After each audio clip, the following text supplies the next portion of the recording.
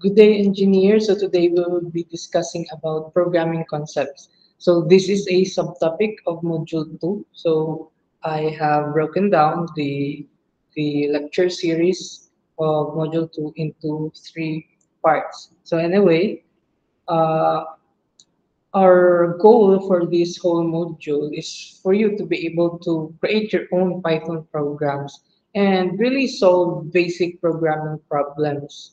So this would be your starting point in order to build more complex solutions afterwards.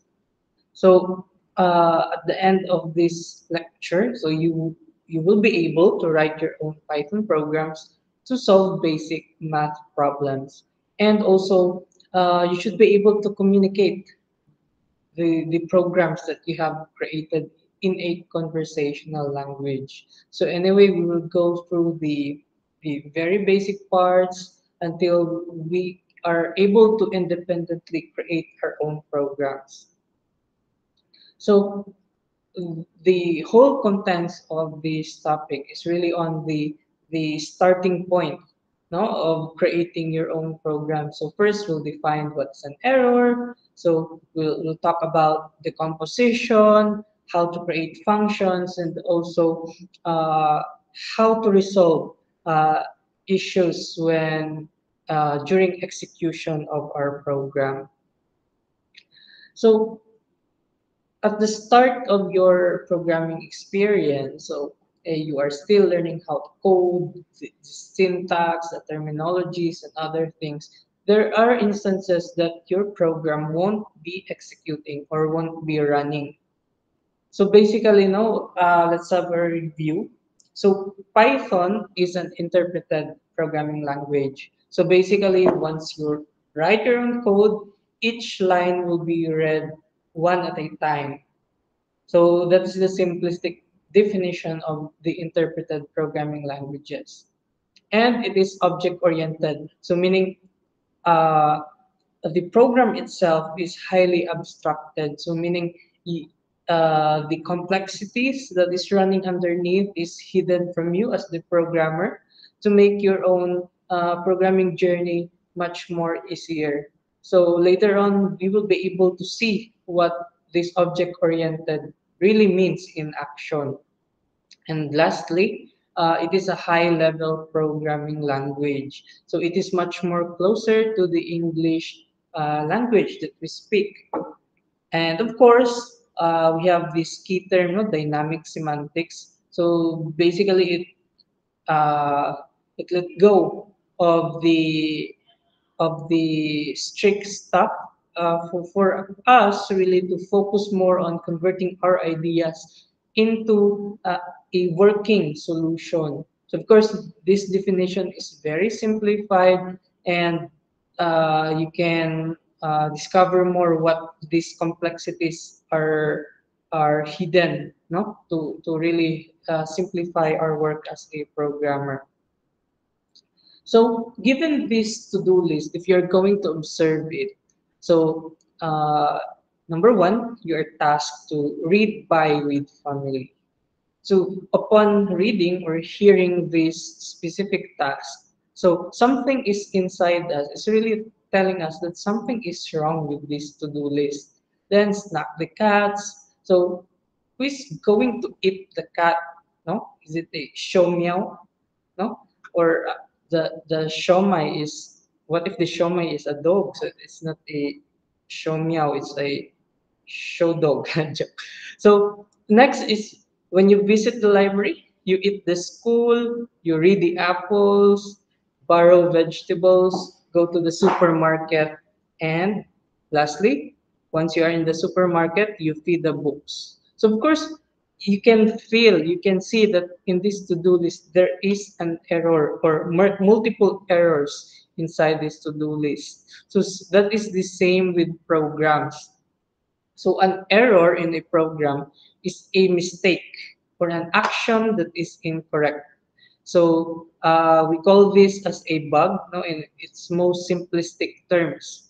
So we have three types. So first is the syntax error. So this would be your probably the most common type of error that you will be encountering as you are still new to programming. So basically, we encounter syntax error if we do not follow the rules on how to write or create Python programs. So number two is semantic error. So basically, once you follow rules, everything is almost correct already, no? At a very top level view. However, semantic error happens if your programs perform an incorrect operation, thus generating inaccurate results. An example for this one is errors on the logic, no, or incorrect formulas. So that's why we do a lot of testing. So in practice we do test case one, test case two, test case three, and so on. However, programmers really do more in-depth testing in order to ensure that the program that they are creating are following the requirements, the minimum requirements for that program to be approved or to be accepted. So as go along with we fix the syntax error, we fix the semantic error. There are instances that are beyond no the control of the programmer itself. So basically, we encounter runtime error. These errors usually manifest or are being shown during execution. So basically, when running the program or the program is already running. So unlike this previous two, no, uh, I mean the syntax error. So this will show up once you hit the run button, or maybe once you run the program. So basically it will show the error to you, and it says that basically your program will no longer continue to execute. However, no, for semantic error, your program still continues. It is working uh, smoothly. However, it generates incorrect results. For the runtime error, your program will terminate at the middle of maybe for a specific procedure or operation for specific issues, which we'll be discovering in the later slides. So of course, no, syntax and semantic errors should be fixed. So they must be corrected, they must follow the rules, they must follow the correct logic, they must follow the correct formulas. However, for the runtime error, since these things are beyond our control, so basically as programmers, what we can do is to catch these bugs. No, so it's a good talent to be able to really detect instances uh, where our program might fail. So major, common scenarios are slow internet, no internet, or bad inputs from the users. So those are example for runtime error. So these are user side errors generated by the people who will be using our program, or the infrastructure itself. So an example of a bug is this one. So if you can remember, uh, uh, no, for this specific program, as you can see, it is asking the user to print your name, and it is assigning a value to a variable. However, the problem for this one, is uh, actually this should be input, no? So that's another error. That is a semantic error, no? So and additionally, you are adding a numeric value to a non-numeric variable, no? So it is not semantically correct, no, and syntactically correct. So that will generate an error.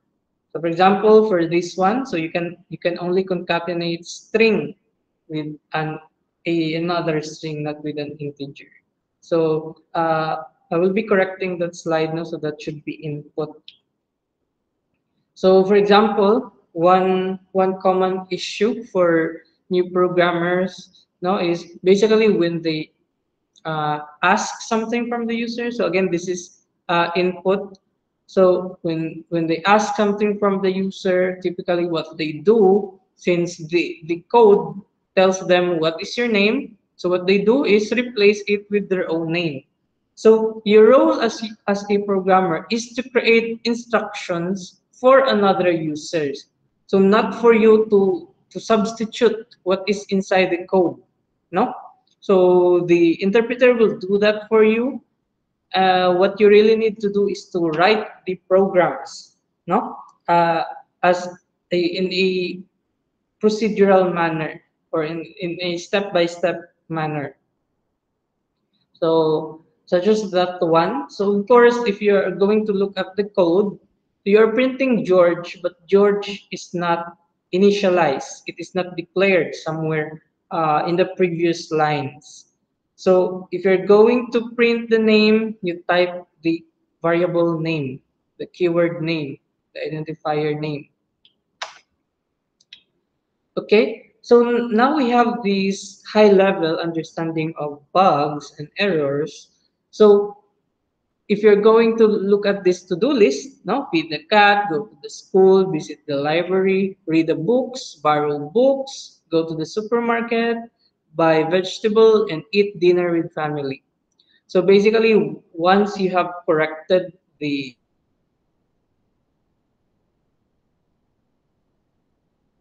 syntax, no, the logic, these are the procedures we do in our day-to-day life. It is much more simpler to understand. So it basically clicks, no. If you are being told to do this thing, so it just clicks.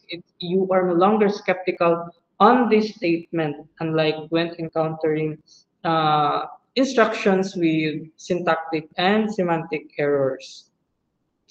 So let's proceed with the composition.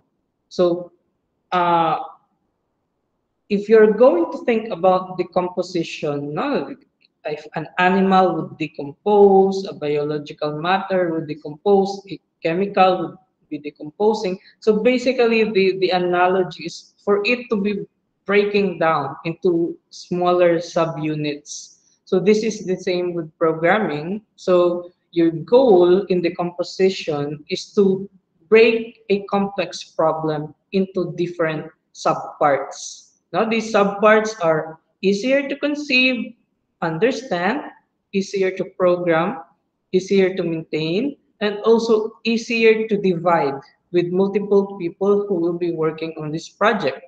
So it is like a divide and conquer strategy. So for you, no, to really have that freedom, no, to break down a project, distribute the work, and for you to have a smaller part of the program for you to focus on, instead of looking at this very big problem that seems to be very difficult to start with.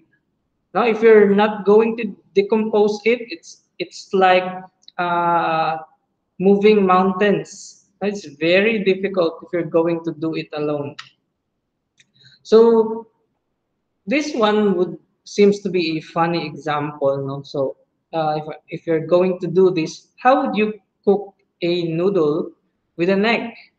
It's very simple. No, if especially to those who are uh, living in the boarding house. So this is the most generic meal that maybe most of you might be uh, uh, eating, no? So basically, of course, you need to prepare water on a pot or a cooking pot, no? Then you turn on the, if you have an electronic uh, uh, uh, what do you call this, a electronic cooker or whatever it is. No, if it is gas operated, you turn it on, you fire it on, and you wait for it to boil. You you add the noodles, then you add the seasonings maybe, no, and afterwards you mix the eggs, no, so that it would be mixed well with the soup, and and turn it off after it is being cooked. So basically, we provide the step-by-step process.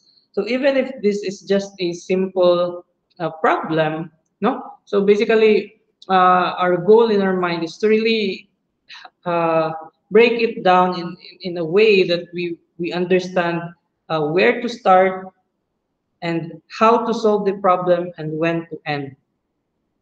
So let's have this common problem, no? So basically computation. So imagine that you will be asking your classmate for two numbers and you will be responding with the values of the sum, difference, product, and quotient. So how would you do it? So of course, your first step is to really ask for the two numbers. Then before you are able to respond it, so although it would seem automatic for us to compute those things, you still need to explicitly state that after asking for the numbers, then you compute for the values of the sum, the difference, the product, and the quotient before you are able to respond with their respective values. So basically, that is the simplest analogy of the composition. To be able to break down a problem or a solution, no? Mainly break down a big problem and be able to solve it uh, efficiently. So next, so what is a paradigm? So if you're going to search online on how to code Python, how to code this and that, so depending on the resource that you are uh, using or the person no who is delivering the tutorial to you, the way how he code it might be different from how another person might code it. So although Python have this specific syntax and style guide, however, different people will have their own style, their own means, no, on how to solve a specific problem. So a paradigm consists of structures, features, and opinions on how to solve a specific problem. So basically, when you hear a programming paradigm, it is somewhat synonymous to styles, no? So there are multiple ways to skin a cat. So that's why in programming, so maybe you are given a single problem in the whole class. However, each of you might have different ways to solve it. So that's why no, it's very funny no when you think that your teacher might not know that you have been copying codes from your seatmate, because although you have the same problem, it depends on your own experience, on your level of understanding, and your creativity to really craft that unique code that is that comes out of your problem solving process. So in programming, specifically in Python, so it allows this type of style, the imperative paradigm. So basically, since Python is interpreted, so basically you just specifically type the first instruction, the second instruction. It must be detailed. It must be ordered. No, it is more concerned on how you should be doing things. No, you're telling the computer, do this first, do this next, and so on until you end the program. So basically, when you're going to write a program using this paradigm, no, so you can have multiple steps. So you have this step one, no? Maybe it depends on how you what the problem is, but basically underneath those are sharing data, no, numbers, values, text, whatever data is being used by the program. Then when you proceed to step two, you can use the shared resources. Then you proceed to step three, and if there are more steps after, then basically it just continues in a linear manner. However, no, however, this imperative paradigm uh, is somewhat it's like just using your program once, and if you want to use that program again, either you duplicate the steps or rerun the program again and again. So we have this subtype of the imperative paradigm. We call this as procedural paradigm. So again, this is derived from the imperative paradigm, but the benefit for this one, no, uh, basically you group specific common. I mean, you can group specific instructions together, and since you have grouped these instructions, so instead of duplicating them again and again, so you can just call, no, you can just call these procedures whenever you need it in your program. So basically, you write it once and call it multiple times. So that's a procedural paradigm. So if you're going to look at this simplistic analogy, no, for example, you're going to buy a gift for your acquaintance party or a Christmas party or whatever event. So basically, you log onto your app. It can be Lazada, Shopee, or TikTok, no? So a certain number of data is being passed to another procedure. Diba? When you open your TikTok, you will, if you are not yet logged in, it will ask you to create an account or log into your account. However, if you are logged in already, you will be seeing your news feed or the marketplace.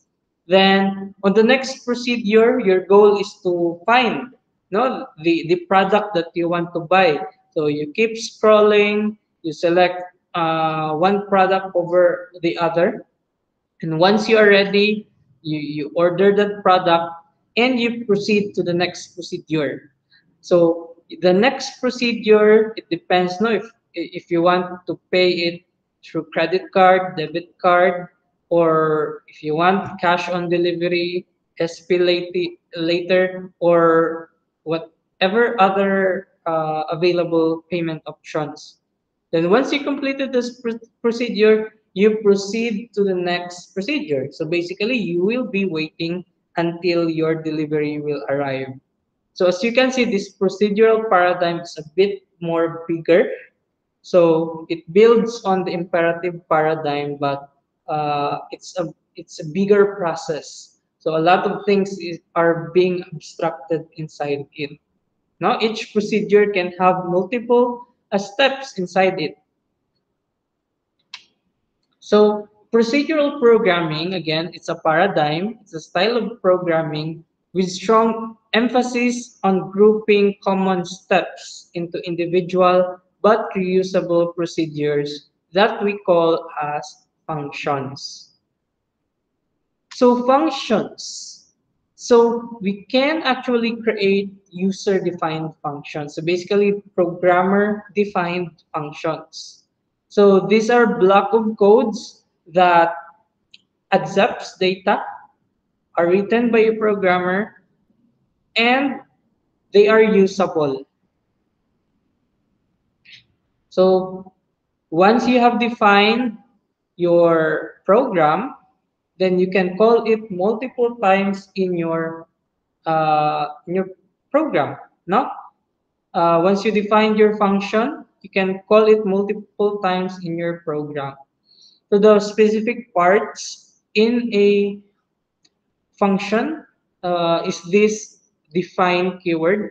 So basically, you are telling Python that def, then you provide the identifier. So when we say identifier, it is the name of the function, and it should describe what that function or procedure is doing.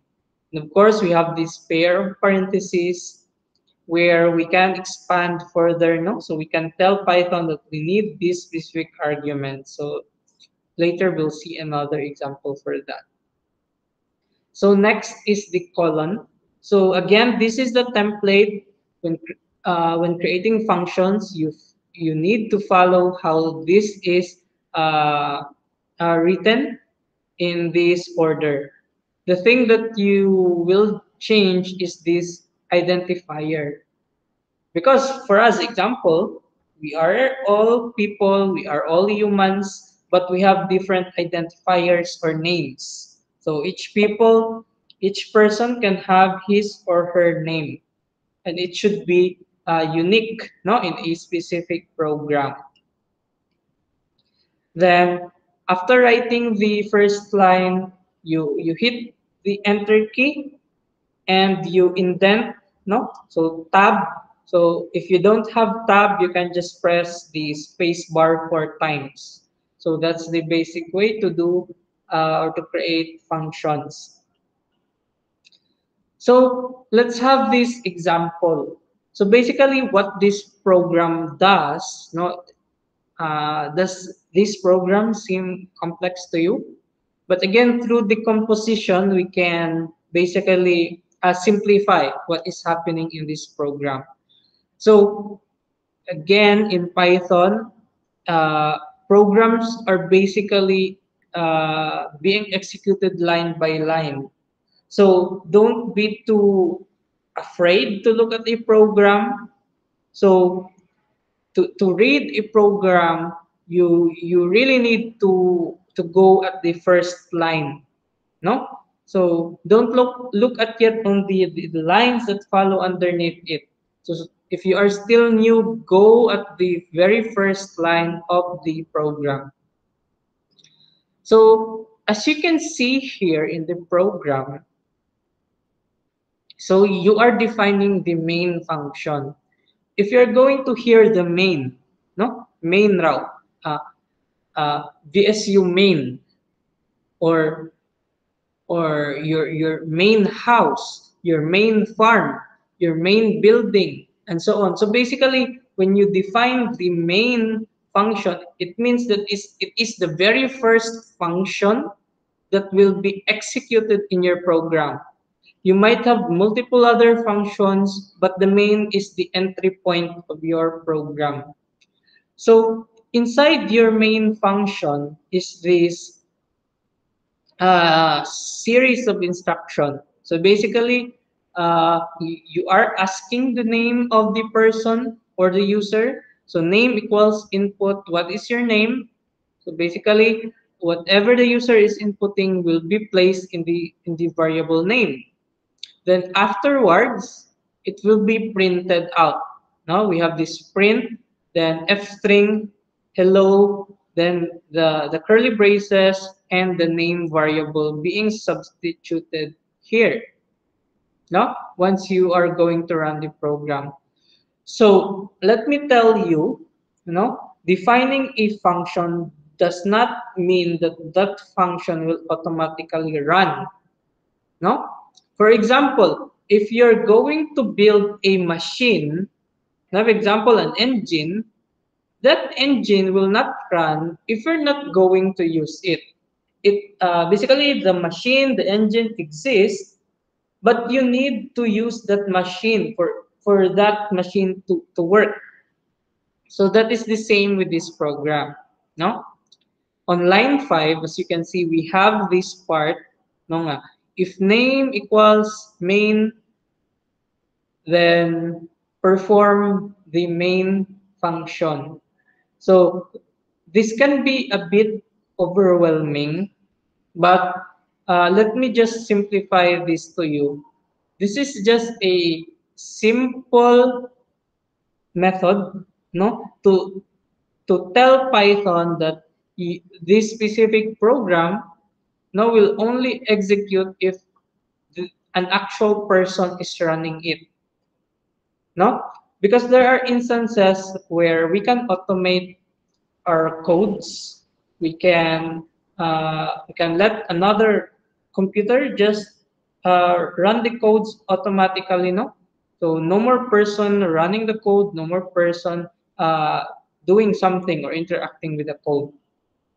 So basically, this is our our condition that will tell Python that uh, you can only call the main function, this one on the top, if this program is being executed by a real user. No? Example, when you hit the play button or when you run the command in the CLI. So anyway, you can, if you are still new to programming, you can read it in a technical way, no? Def main, name equals input, and so on. But once you are already accustomed to writing programs, no, you no longer read this in a keyword manner. However, you can just say, no, when the program, no, is is executed manually, no, then call the main function. And where is the main function? So that is on the top. And what does the main function do? So basically, you are asking the user to input his or her name and save that to a variable. Then afterwards, say hello and whatever the name is being specified. For example, your name is Maria.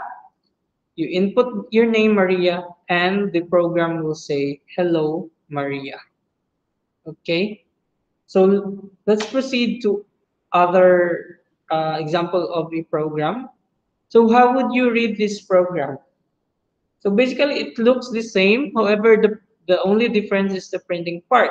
So basically, again, when this goodbye.py program is being executed manually, it will run the main function, which will ask the user for his name.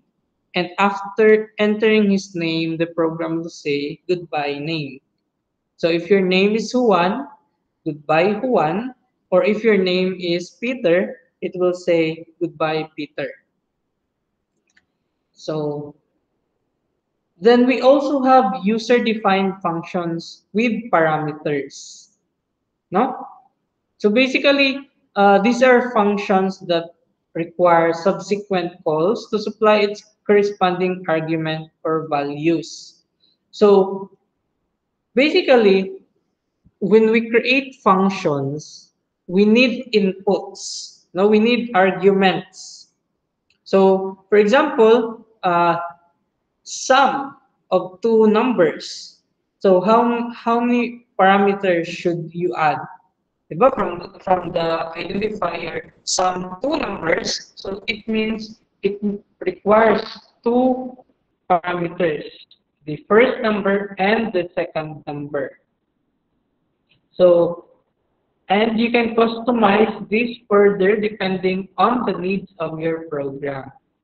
So anyway, we'll have examples once we start coding demonstration.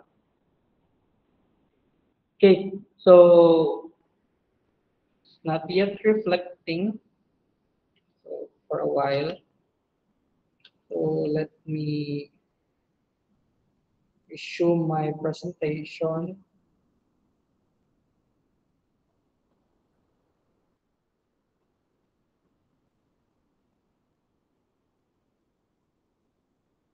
It's not yet showing. So for example, for this one, so basically we have this formula.py, know that somehow, so it needs to solve for the slope-intercept form of a linear equation. So if you're familiar with y equals mx plus b, no? So this program again will only execute, the main function will only execute if you run it manually. So you are defining the main function to accept the variables or the parameters mx and b. Then you return the result of the formula m times x plus b. So you focus more on converting your logic, no, instead of really overthinking stuff. So again, this is a simplified version. So as you can see, uh, uh, there is no longer a variable assignment. It just return the result of the formula automatically. So that's where the calculation part that is happening. So at line 4, which tells the Python interpreter that if the program is being executed manually, so you have these variables m equals 2.0, x equals 0.5, b equals 0.7. Then you will have the value of y, which is the result of the this specific function. No? So if we're going to run this program, what would be the value of y? So that is 2 times 0.5. No, that's 1. Then 1 plus 0.7. So the value of y becomes 1.7. So when formula.py is executed manually, so it will call the main function supplying the values for mx and b. The main function is defined to calculate and return the value of the slope-intercept form of the linear equation.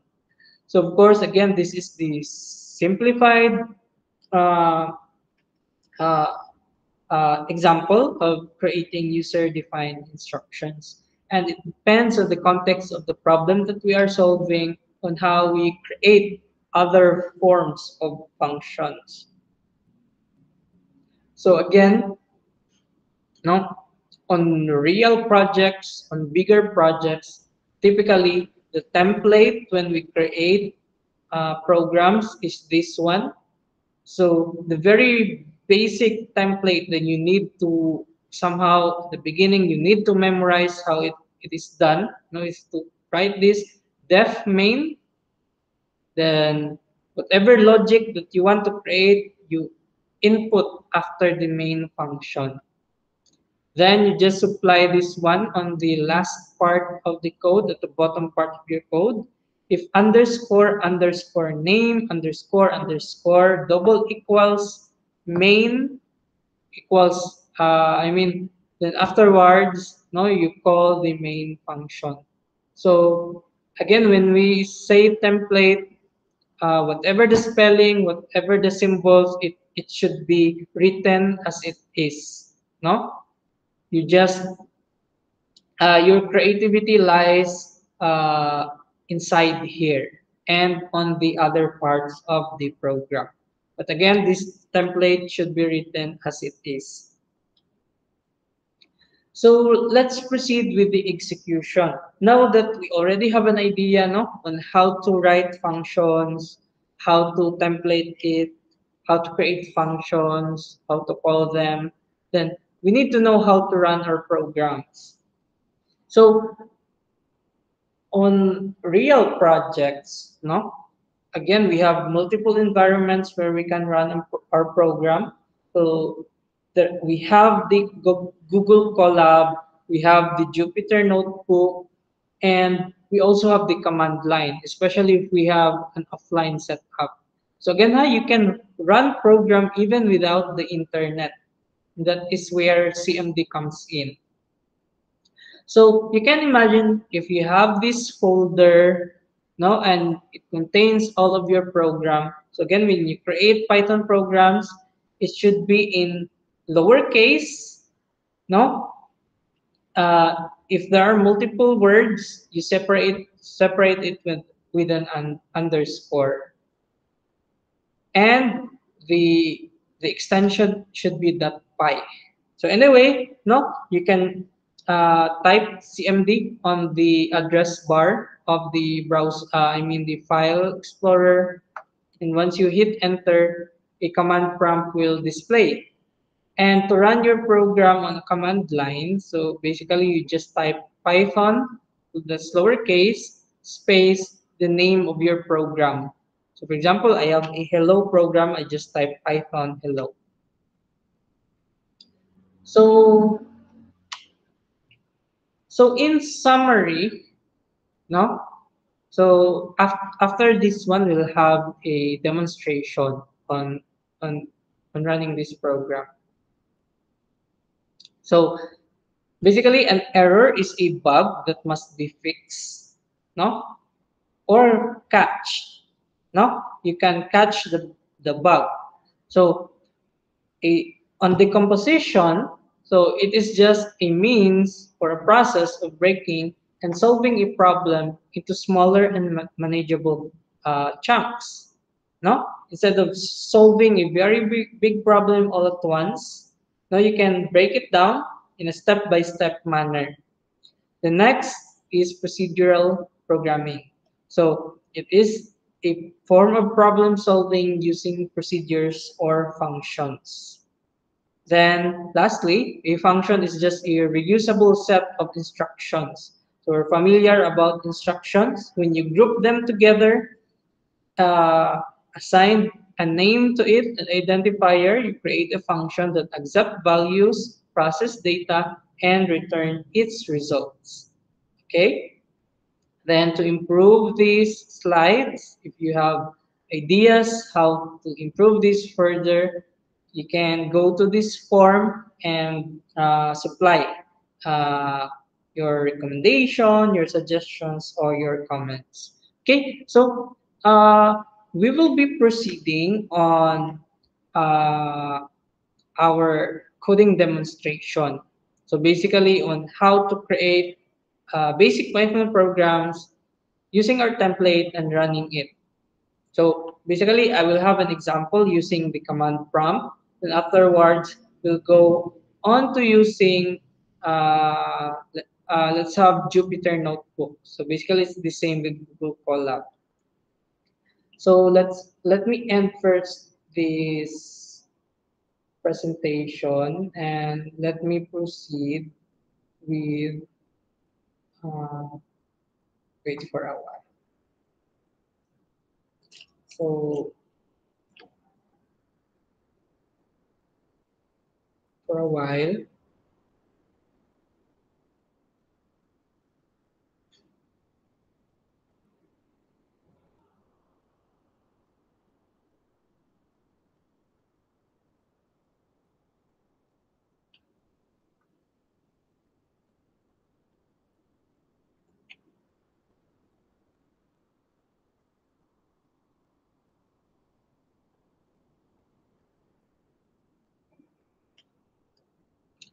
Okay, so we have this command prompt.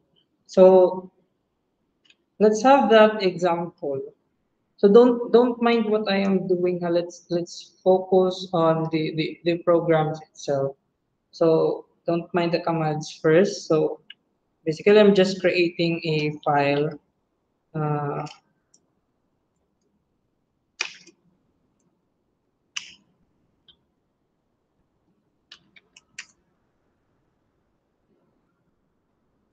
oops.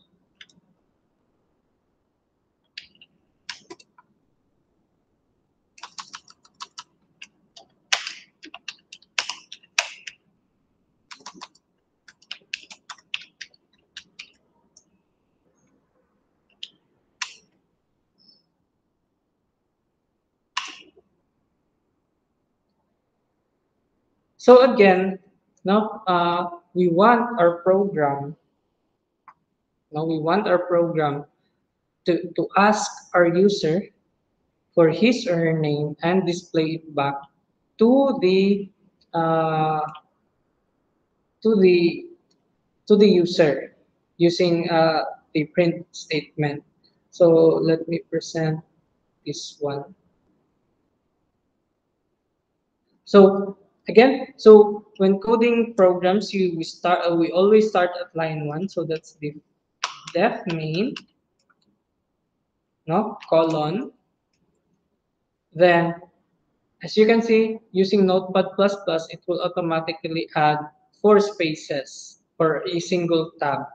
So we'll ask the user for his name. So name equals input.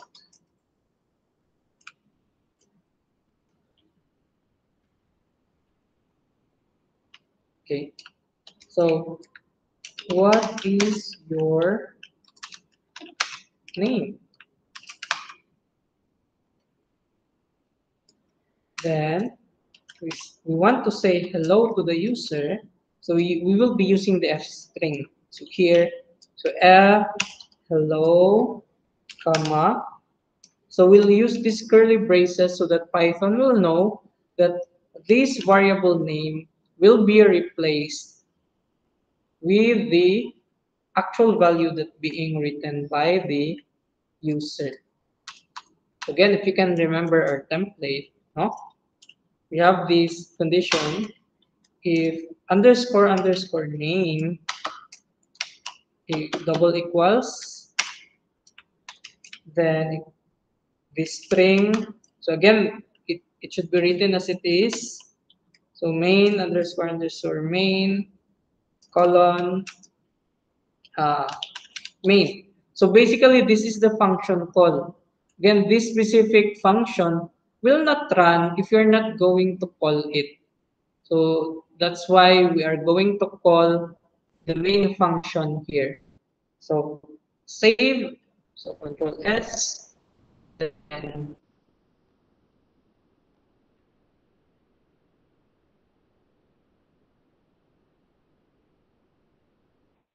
go back to command.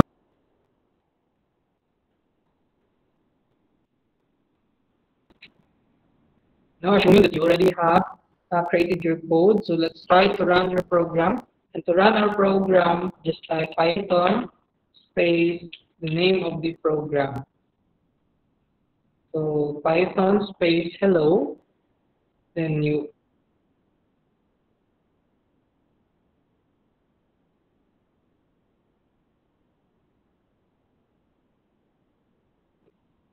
uh, so let's say your name is uh, uh, let's say Kyla, now with an H. So it will display hello Kyla. So let's try to run the program again. So let's say your name is uh, Leon, no? So it will display hello Leon. And you can keep on running this program again and again, no, if you are enjoying. However, no, like I've said, Python functions can be repetitively called in our program. Let's go back here. So instead of running it again and again, we can just duplicate it. So if we want to ask 3 times, call it 3 times. If you want to call it 4 times, call it 4 times. So let's go back to command prompt. So let's clear this screen. So as you can see, we will be only running this program once. So let's say name equals Pedro. Pedro. So that's hello Pedro. So again, I'm not running the program again and again. It will just ask 4 times. So Maria, Juan, then lastly, so let's have Samuel, for example. Samuel. So it basically runs the main function 4 times because we have called the function 4 times. So let's try it again with a notebook. So when I say notebook, so it's similar to Google Column, no? So Jupyter Notebook. Anyway, no, in your future endeavors, so you might be encountering how to use Jupyter Notebook. So let's wait for a while. So basically, after running this one,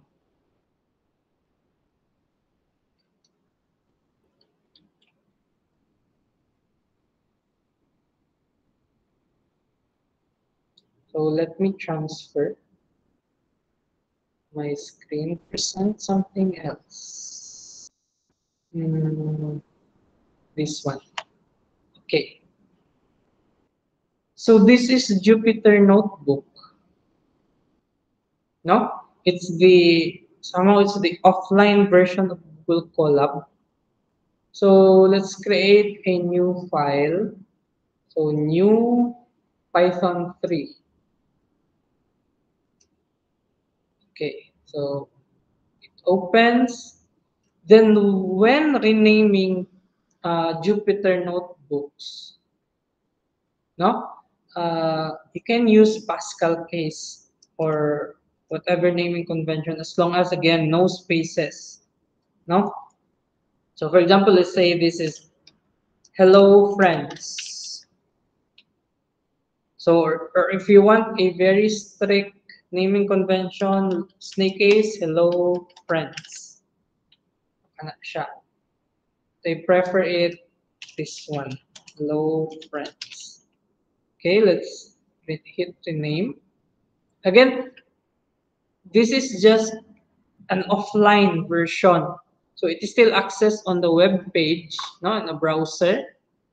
However, you can run your programs offline. So basically what we are going to do is we're just going to copy paste the code. Let's paste it here. We'll modify this. Say goodbye. Okay, type goodbye name. So we save it, Control S, then we'll run the program. So where's the run here? It's on top, no? So it's a bit different, no? The controls are placed differently. However, just explore and basically it works the same, no? Just different environments. We're going to run this program. Now it will ask, oh, okay, let's zoom this in. Okay, so what is your name? So let's say uh, uh, Luna, for example. Then it will display the name. Goodbye, Luna. No? So basically, we have different means, no, or environments where we can write our code. So if you can remember, we have the command line, we have the Jupyter Notebook, we have the Google Colab. So basically, you have the freedom to write your code depending on the uh, computer that you have. So if your computer is slow but your internet is okay, you can work with Google Colab. It's much more faster to run your code there. But if you have a laptop, you don't have the internet, you can still program, no? Using the standard library and other stuff. Okay? So that would be everything for the programming concepts, no? So afterwards, we will build on more complex examples after this one. Thank you and goodbye.